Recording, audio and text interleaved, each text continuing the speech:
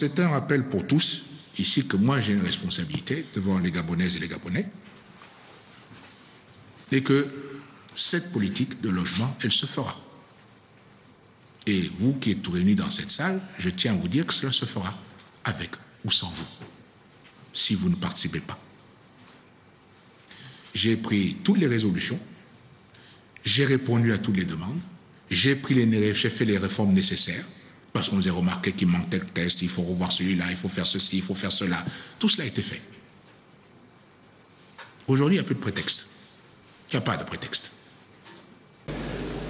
Nous avons un problème que vous avez soulevé vous-même tout à l'heure, c'est le problème de l'université. Vous avez fait vos études en France, on exigeait que pendant une année scolaire, vous ayez suivi tant d'heures de cours. Si vous n'aviez pas suivi ces heures de cours, vous ne pouviez pas vous présenter à un examen. Monsieur le Premier ministre, regardez, nos enfants sont tout le temps en grève. Ils sont tout le temps en grève. Pour la raison qu'ils n'ont pas. On ne paye pas leur bourse. Mais ça, j'ai été ministre depuis 2002 et ça, tous les ans, c'est toujours les élèves font grève parce qu'ils n'ont pas touché la bourse. Monsieur le Premier ministre, vous qui savez ce que c'est les études, est-ce que vous ne pouvez pas prendre immédiatement des décisions pour résoudre définitivement ce problème, pour que la bourse soit payée aux enfants, à une date du mois, que ça soit payé tout de suite et que les enfants puissent aller à l'école? Nous ne pouvons pas nous permettre tous ces retards. Les autres s'en vont et nous restons derrière.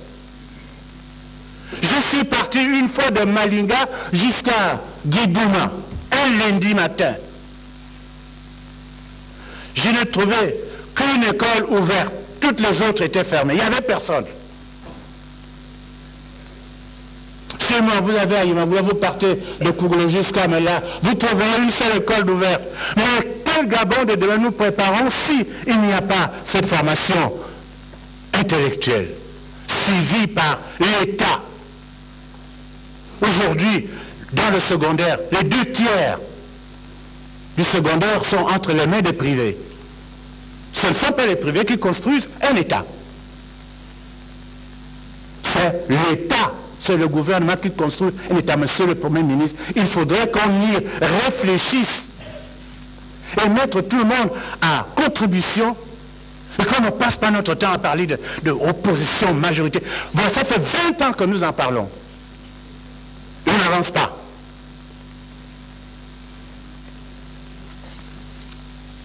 La santé. Le président Ali Bongo Ondimba tenait à tirer une fois pour toutes la sonnette d'alarme contre des crimes gratuits. De plus, il y a maintenant depuis quelque temps une dérive incroyable, dangereuse et qui consiste à commettre des assassinats dans un but, le monde dit, qui est rituel, soi-disant rituel. Alors on tue des femmes, des hommes, des enfants et on prélève certaines parties. Il paraît que c'est rituel. Rituel en quoi? Autour du président de la République, toutes les personnalités présentes ont donc le devoir d'assurer la protection des personnes et des biens, conformément au contrat de confiance signé entre le numéro 1 du pays et le peuple qui l'a élu le 30 août 2009. Je n'ai pas souvenir que dans les Bantous, la vie est sacrée. Je répète, la vie est sacrée. Pour le peuple gabonais aujourd'hui, le président de la République veut en savoir plus sur un fléau qui n'a que trop duré. Et il ne saurait être question de continuer à tolérer qu'un certain nombre de personnes puissent prendre en otage toute une société pour des pratiques qui sont inqualifiables inhumaine et que nous ne pouvons pas continuer à accepter. D'autant plus que je ne vois pas comment, en commettant des crimes rituels, un être humain peut faire avancer la cause de l'humanité. Je ne vois pas comment, en pratiquant ce genre de crime, nous pouvons faire avancer notre société. Je ne vois pas comment, lorsqu'on tue des personnes qui ne vous ont rien fait, simplement pour un gain matériel, pour gagner une place, de l'argent, je ne vois pas comment ce genre de choses peut fonctionner, peut marcher. C'est totalement ridicule. Je ne vais pas me lancer contre les croyances des uns et des autres, mais il est un fait que si tout ce qui était soi-disant extraordinaire existait vraiment, pourquoi ne serions-nous pas en Afrique les premières puissances du monde? Pourquoi en Afrique nous connaîtrions des mots tels que ceux que nous connaissons aujourd'hui? Est-ce que vous ne pensez pas que c'est plutôt l'inverse? Que parce que certains se livrent dans ce genre d'activité, que cela nous fait régresser? Pourquoi nos populations ne sont pas mieux protégées? Et deuxièmement, pourquoi, lorsque un certain nombre de faits qui sont rapportés dans la presse quotidiennement, ces faits-là sont commis, pourquoi les enquêtes n'aboutissent pas? Pourquoi on ne présente jamais les criminels?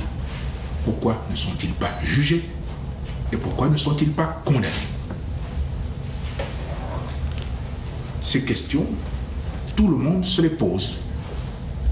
Et je me fais l'écho de la population aujourd'hui en me les posant et en les posant à haute voix. Pourquoi? Je vais prendre le temps de vous écouter les uns les autres, mais à la fin de cette séance, des réponses devront être données et surtout, il faudra que les choses changent.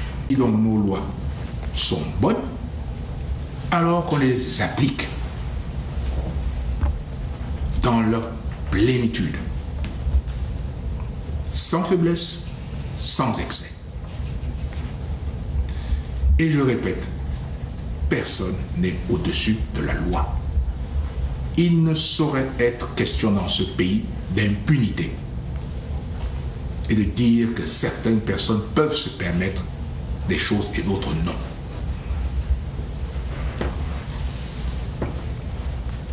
Les Gabonais et les Gabonaises ont porté à la magistrature suprême pour faire appliquer la loi.